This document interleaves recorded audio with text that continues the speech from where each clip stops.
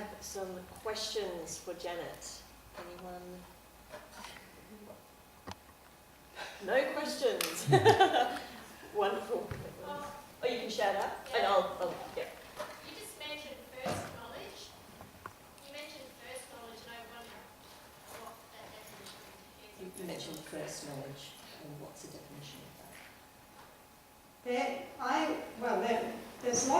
There are a lot of information about implicit learning in early childhood and before, in utero. I haven't got a definition, but I suppose it's just what's learned intuitively.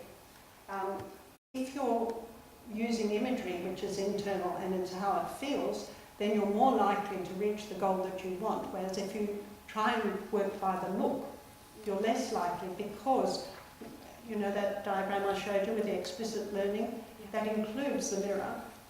So you look in the mirror and you're dealing with change with a slow process. So you look in the mirror, then it's push through to make an instruction to your brain, an intended movement, an intended change in that slow section, and then it goes into the motor planner. So what you get if you really rely on that is that sort of, when people move a little bit, it's not exactly jerky, well it is jerky, but it's not highly visible. You just don't feel good when you look at it because it's not harmonious. So that's great. What's your other part? Oh, sorry, I'm going to extend on that one, sorry. But for example, in working with a lot of adolescent dancers, often the chin will be down here, and you ask them to lift it a bit, and they feel like it's this way. So therefore, because it feels as if, just by making that adjustment, because it feels exaggerated, they don't want to do it. Exactly, because you're teaching them explicitly there. Yeah.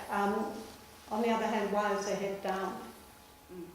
So the head's down because they're not focusing and they're not looking anywhere. And we tell dancers all the time where to put their heads, which is quite bizarre, isn't it? Your head follows your eyes. So if you only suggest that the line would look, the complementary part of the line is to look out there, everything will just organise itself. And if they're looking down, if they're looking from up high,